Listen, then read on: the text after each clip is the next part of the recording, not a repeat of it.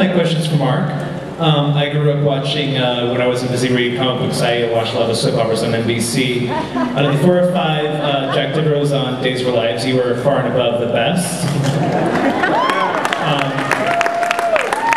How did working on a soap opera and the daily grind of that, and I know it's very difficult work, how does that inform and affect your work now as an actor years later?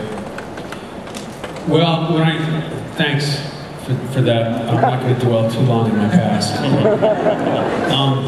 Well, I learned that it is possible for a character to go into the shower, to be fired, and to have another actor play your character coming out of the shower.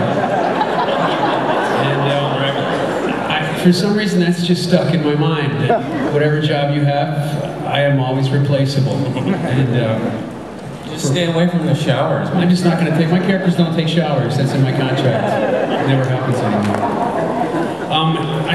In that show you had to memorize a lot of dialogue very quickly, and it didn't necessarily make sense, and it was often boring and repetitive. It's all been downhill from there. But thanks. This question is for Mark and Chai.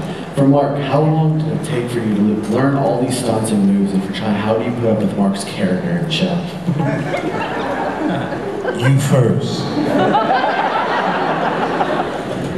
I just want to hear Shai's growl.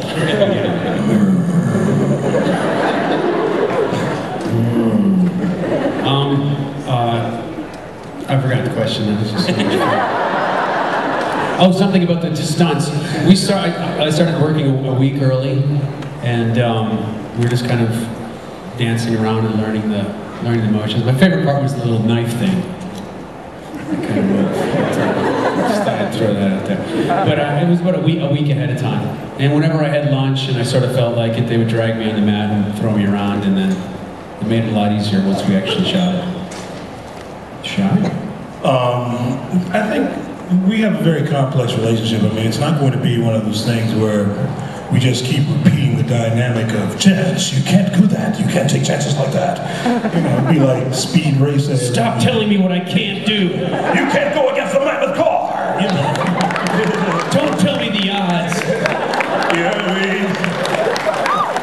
Nobody wants to see that every week. Well, you know what's going to happen. You're going to tell them not to do it, and you're going to do it anyway, and that's going to be the end. No, but they have a very, it's a dysfunctional relationship. I mean, there is, they care about each other, but, you know, nobody hugs and nobody learns a damn thing, you know.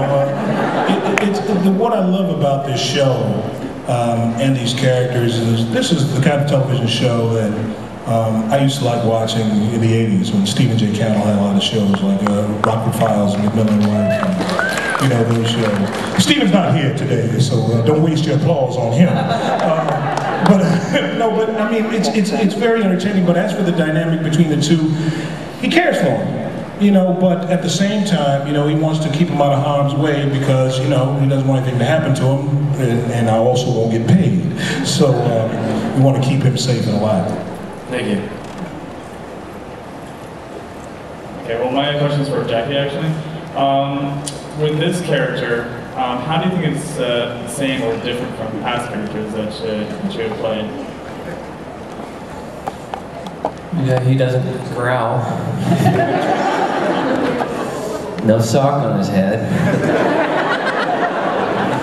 You'd have to do 3.5 hours of makeup prior to going onto the set. Let's see what else. Don't think he's hurt any kids. But not sure yet. We gotta see how it develops. Can he pitch? How's he different? You know, it's a different embodiment. It's just a different character. I kind of think, you know, like I've said, I'm sure the producers will probably kind of take him to a unhinged kind of place, you know. So there's always little similarities, but you know, the guy's it's a different embodiment. I don't know how to describe it. I mean, he's a completely different guy than any of these guys I've been playing. Wish I could have articulated that a little better for you. He was like, yeah, thanks a lot. I wanted some actor stuff. All right, I guess I sort of have a similar question for Chai. You're sort of playing another character who's like an agent for a character who has like these special skills. So how is character similar, and how does he? So I'm typecast, so thanks for bringing that up. Any show business people out here? We weren't going to mention that. You say I'm playing a character who basically, yeah, you mean like how Emerson was in Daisies? Well, thank you very much. Well, I think that, you know, every character, when you have relationships and people who perform functions, you know, everybody has, you know, a different function. I think the difference between my character and somebody like Emerson, I mean, Emerson only cared about one thing, which was money.